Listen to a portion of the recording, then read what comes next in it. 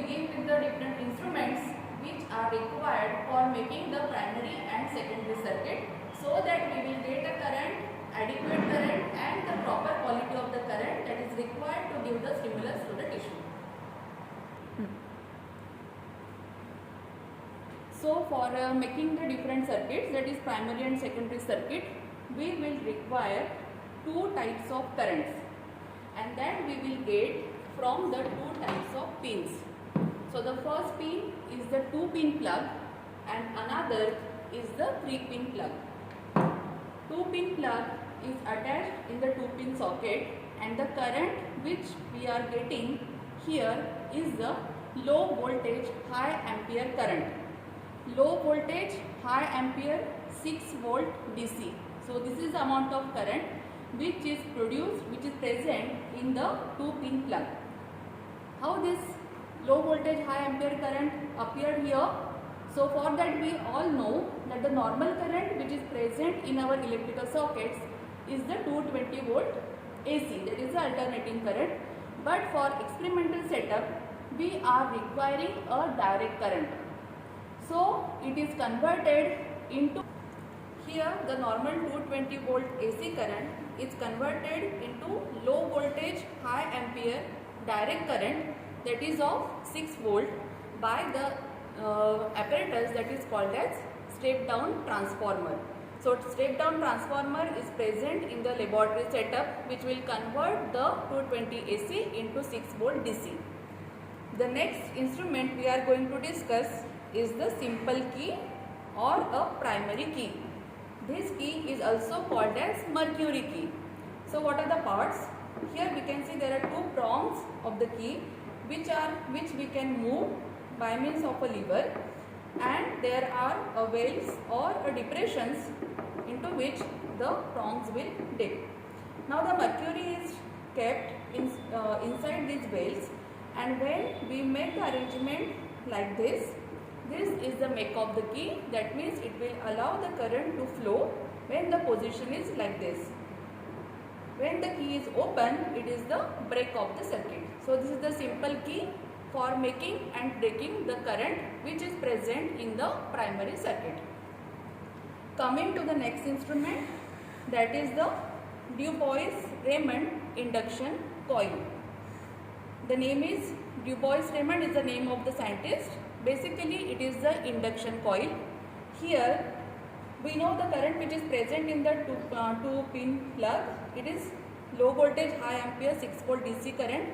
This current is converted into an induced current by means of the instrument, that is Dubois-Reymond induction coil. So what do you mean by induced current?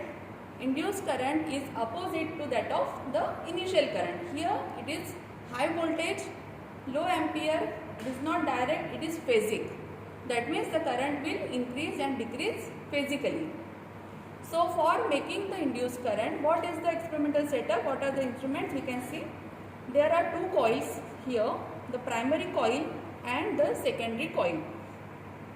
The coils are made up of the copper wires which are insulated, and they are wound around a soft iron core.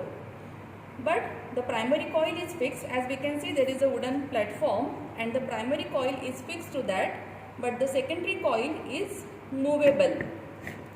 The number of turns of the copper wire in the primary coil are 3000 and number of turns in the secondary coil are 5000. So the arrangement in the apparatus is such that actually there is no physical contact between the primary and secondary coil, but the amount of overlapping and the distance as well as the direction of the secondary coil in terms of primary coil can be adjusted. So when the distance is minimum, there is maximum overlapping and maximum production of the magnetic flux in the secondary coil. So what happens when the current comes from the primary, when we make the circuit and the current comes into the primary coil, the primary coil produces a magnetic flux in the secondary coil. This magnetic flux will slowly generate as we make of the circuit. So the magnetic flux will go on increasing, and when we will break the circuit, at that time the flux will come from maximum directly to the zero.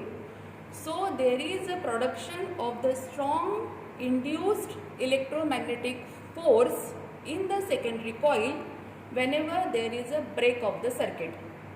So during make of the circuit, there is generation of the electromagnetic flux here.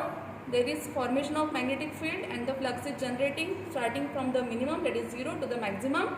And when you break the circuit, that electromagnetic flux will directly come to the 0 from maximum to the 0.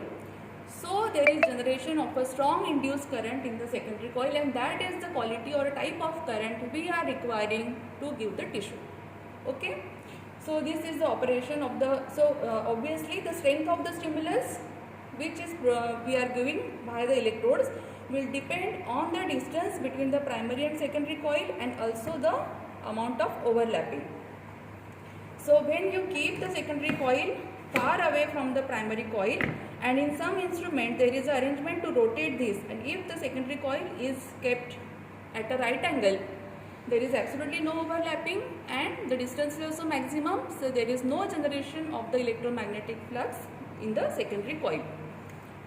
Okay, the another part which is attached to the Du Bois-Reymond induction coil is the Neves hammer. This is the instrument. Here we can see on one end of the primary coil, wooden platform, there is an instrument called as Neves hammer. Neves hammer, as the name suggests, it is a hammer which will do like that when the current will flow, and the operation of the Neves hammer is based on the principle of electric bell. So the number of times the hammer will vibrate and will touch this plate, that much times, or that will be the frequency of the stimuli which will pass through the secondary coil and finally to the electrodes. So we can control the frequency of the stimuli by applying the Neves hammer in the primary circuit, and the frequency of the Neves hammer is 40 stimuli per second. That means by attaching this instrument in the primary circuit, maximum stimuli which can be given to the tissues are 40 stimuli per second. In 1 second, 40 stimuli will go. Coming to the next